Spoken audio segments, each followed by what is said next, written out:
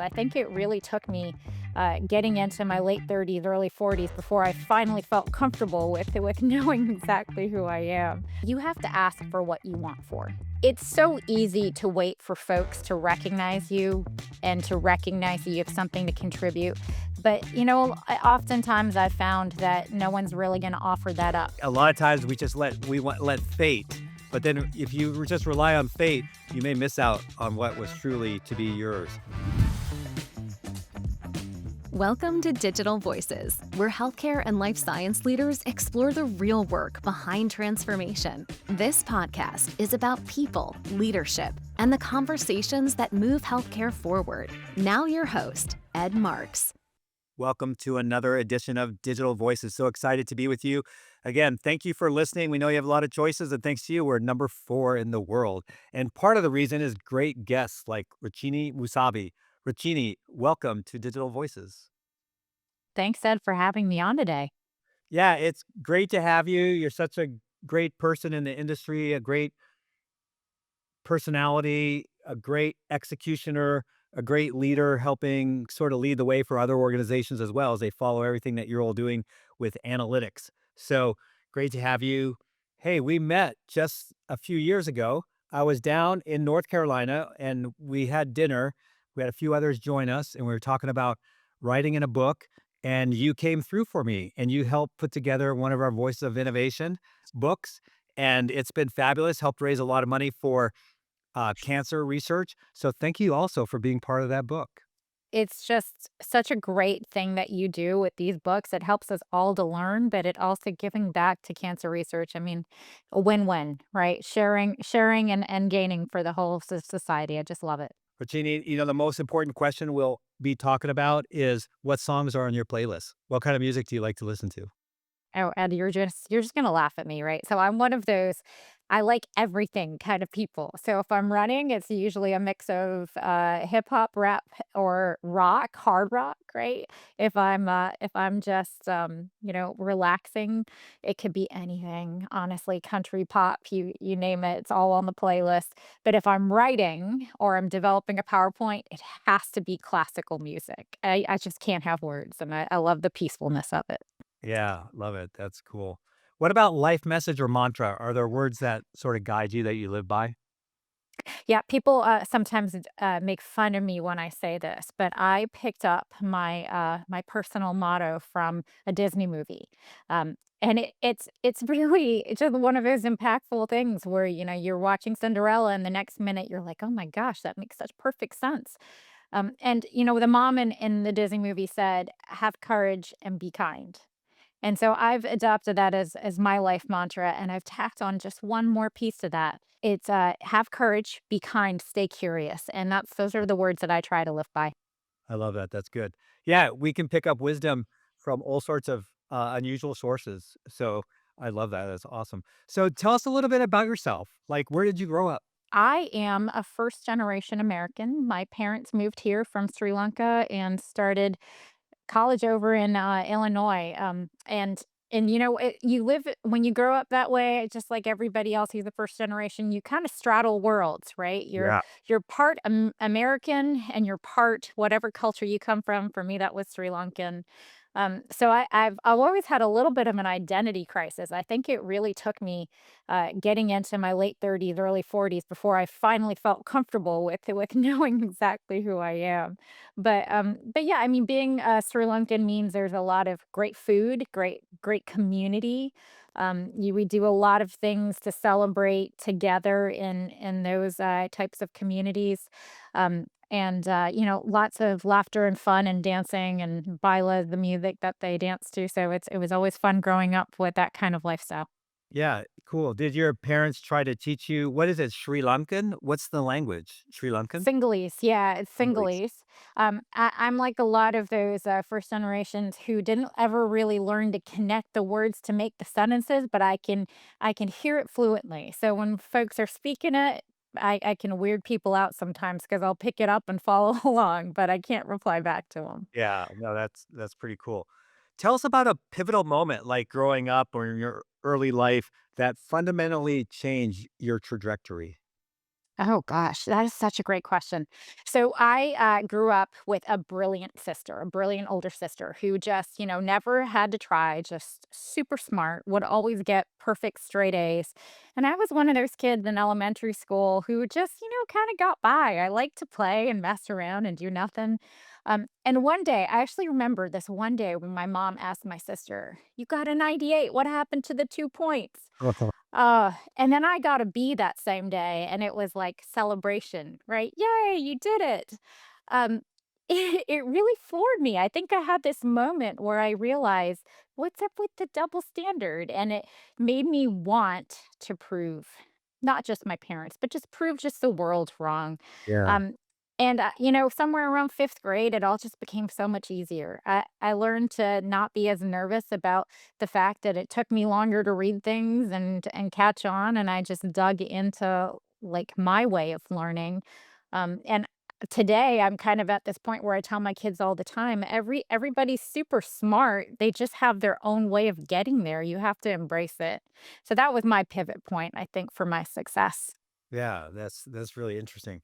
So let's talk a bit about your career. So you started directly into healthcare, right? When you graduated, you went right into healthcare. How did that come about? Well, I was like the majority of UNC Chapel Hill students who came in pre-med and quickly had to shift. So I thought I was going to be a doctor. I actually got my certified nursing assistant's licensing when I was in high school. So while I was at Carolina, I was able to work at UNC hospitals as a nurse aide. And that was a really great experience. It helped me to really lean into what were the parts of healthcare that I thought were interesting. And I found that the business side, the operational side, is what I really gravitated towards. And that led me to joining the program over at the School of Public Health, where I could get a health policy and management degree. And it kind of snowballed into the my entire career is going to be wrapped around healthcare from there. I honestly, business only makes sense to me in the context of healthcare. It just aligns with my values and what I want to do in the world. And being able to go straight from my undergrad in that degree to straight into consulting where I got to, really think about patient throughput at hospitals across the country.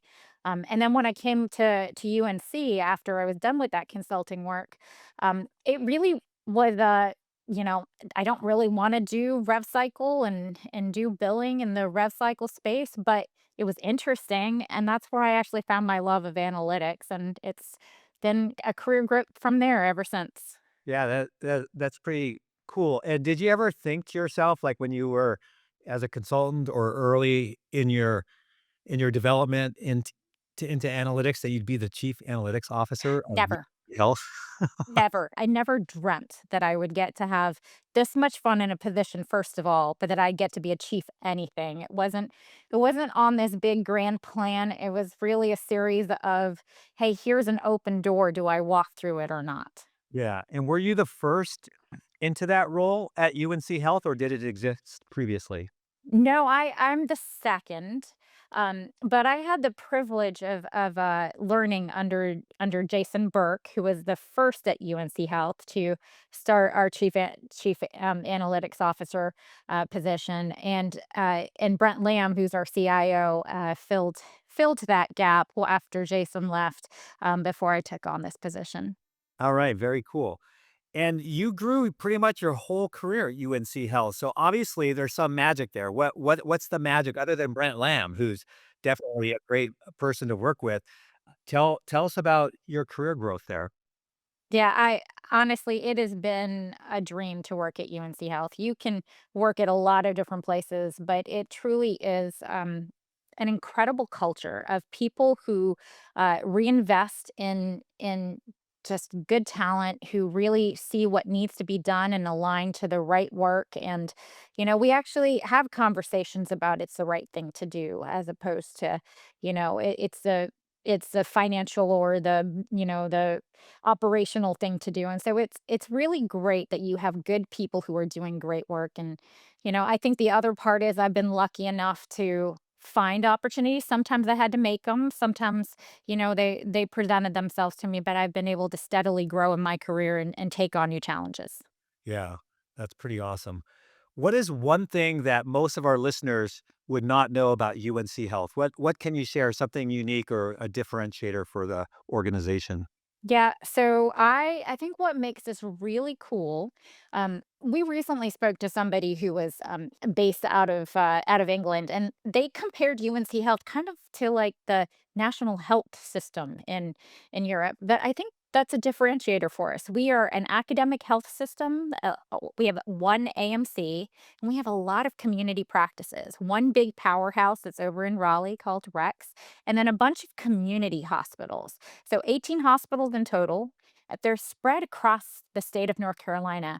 And we really lean into our mission to promote the health and well-being of all North Carolinians across our state, right? So it's a very aligned mission. We are part state owned, or at least state funded to get us off the ground. But it is just a phenomenal way of working when your whole mission is to really think about everyone across a state that has the second highest rural health population, right? So it's a really intriguing group of patients and citizens that we really try and take care of. Yeah, you're not just an academic medical center. You're this whole system of health. To your That's point, right. taking care of all these North Carolinians. Is that how you said it? That's right. North Carolinians. That's awesome. So, in terms of being the chief analytics officer, share a little bit with us about what that entails, and maybe one or two things that you're either working on or have worked on that you're really excited about. Yeah.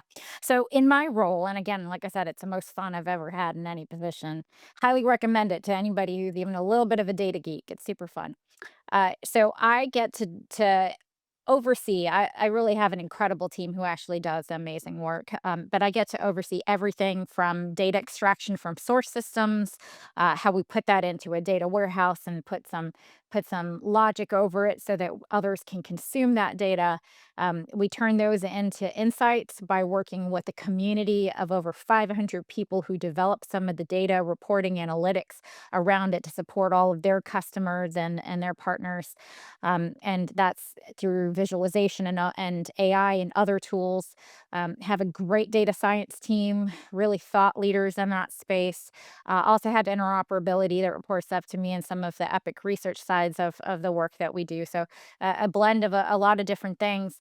But a couple of the things that we're most proud of. So I'm gonna hit a few really fast. Yeah. Um, so the first is that we just went live with Fabric, and we are the sixth largest Fabric implementation worldwide Wow. across all industries, the largest for an AMC. So really incredible with that migration, and it took our entire community of 500 plus people to help with that migration. We have a community, so we support not just our centralized team, but all of the folks that are embedded in pharmacy and rev cycle and the nursing side and all these different pockets, individual analysts, folks that might have felt like they were in a silo. We really created a community out of it, and really proud of our analytics community and how they continue to come together. We created what we call Shire, which is our trusted research enclave to support our researchers. Really exciting new capability to really fulfill our research mission. That recently went live, doing some incredible work with the state on interoperability, things like identifying behavioral beds across the state and helping the state to even define that.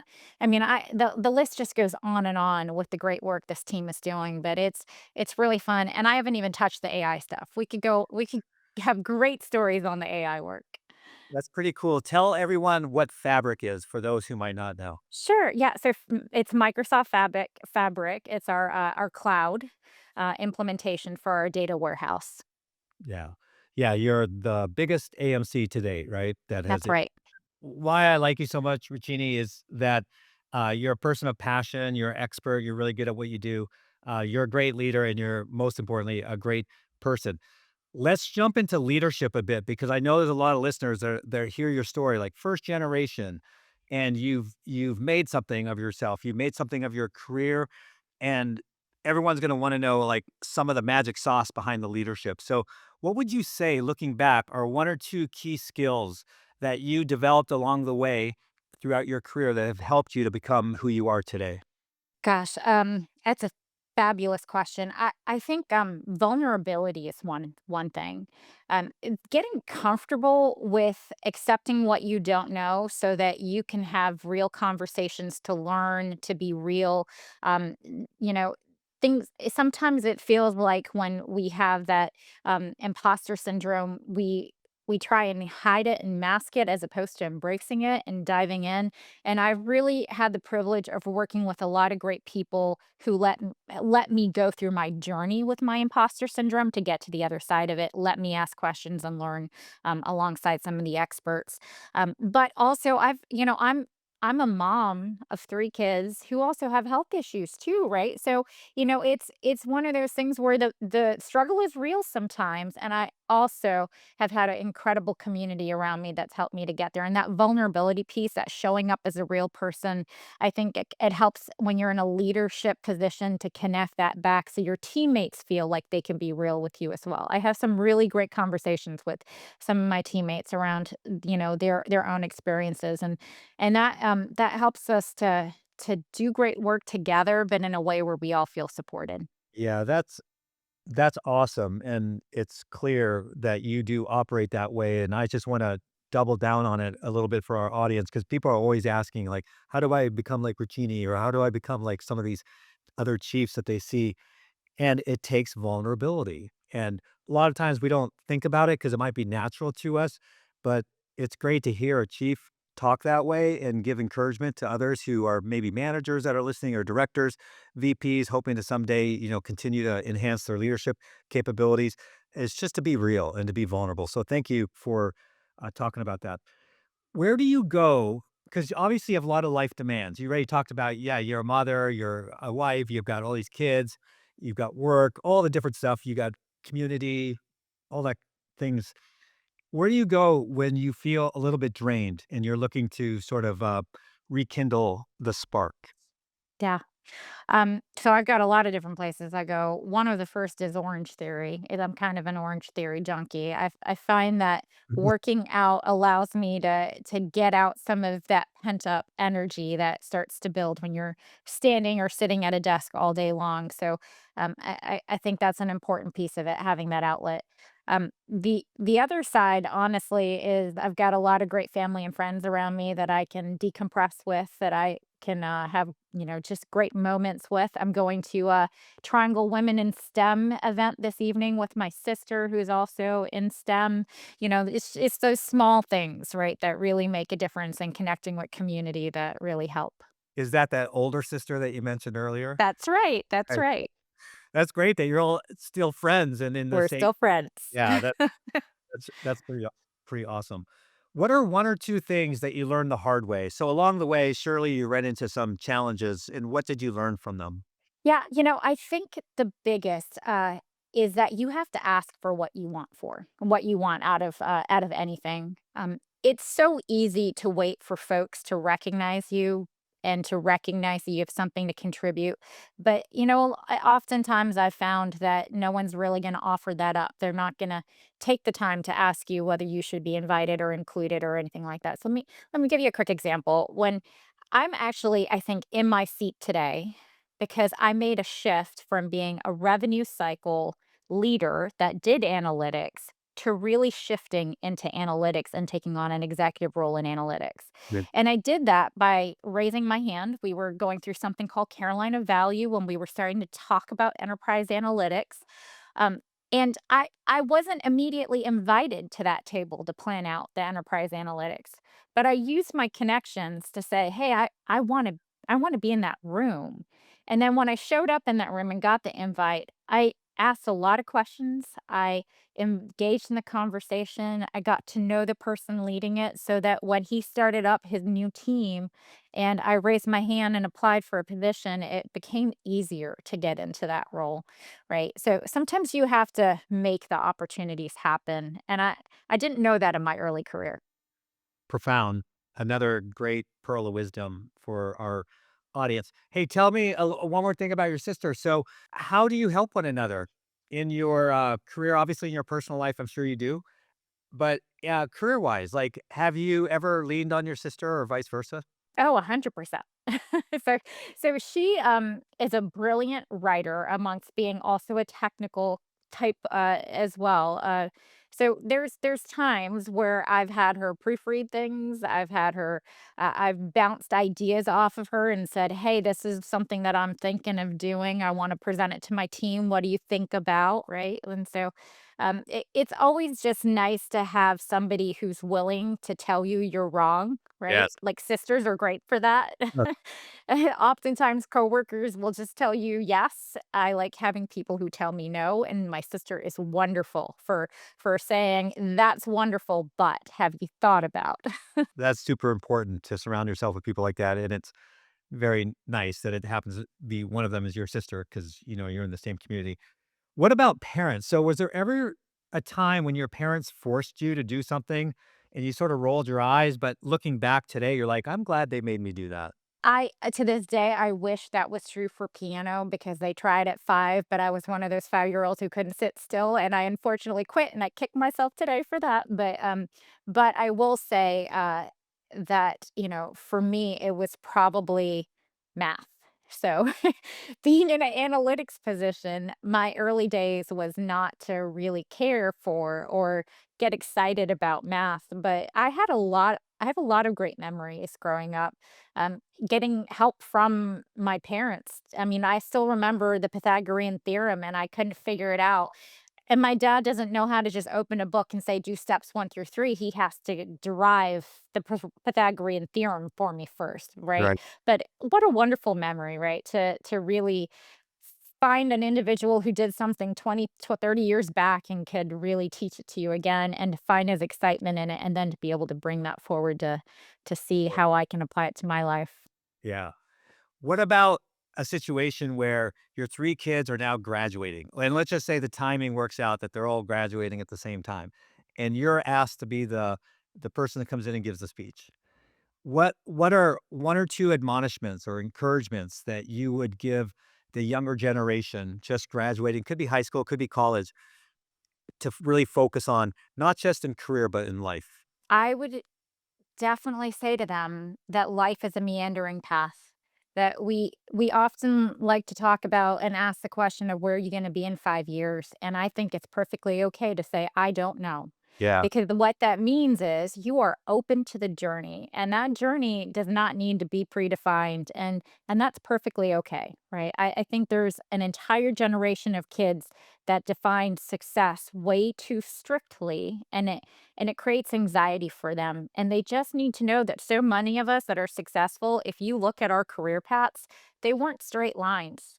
They were a series of steps, missteps sometimes, side steps, back steps, right? But we got to where we are because we were open to the next step we were willing to take. Good counsel. Rutini, we talked about so many things, including music, type of music you like to listen to, and then your Disney-inspired motto, "Have courage, be kind, and stay curious." And then we talked about your upbringing and your parents coming in from Sri Lanka, your being first generation, and how that impacted you. Then we talked a lot about your career, how you started off on the clinical side, which has sort of gave you the roots and passion for a lot what you do today. We talked about how you got into analytics, and we really sort of covered all things related to the analytics in your career in terms of passion and your expertise. And then we went into leadership quite a bit, talked about some key things, the vulnerability being the highlight, the humility, and then we talked about some of the things that you and your team have been doing, but also other things for emerging leaders to really lean on as they grow in their career. And that's the most important one that I picked out in my notes is to raise your hand, right? A lot of times we just let fate, but then if you just rely on fate, you may miss out on what was truly to be yours. So great counsel. Is there anything that we missed or anything that you want to double down on? I'll give you the last word. No, I think this has been an incredible conversation. And if I have one last word, it's simply to say thank you, Ed Marx, for doing what you do in healthcare. It is truly an inspiration for leaders like me to figure out what can we do to give back. And I think that inspirational piece you bring to all of us is just phenomenal. Thank you. Thank you. That wraps up another edition of Digital Voices. Thank you for listening to Digital Voices. We hope today's conversation sparked ideas, reflection, and connection. Subscribe on YouTube, Apple, and Spotify podcasts so you don't miss an episode.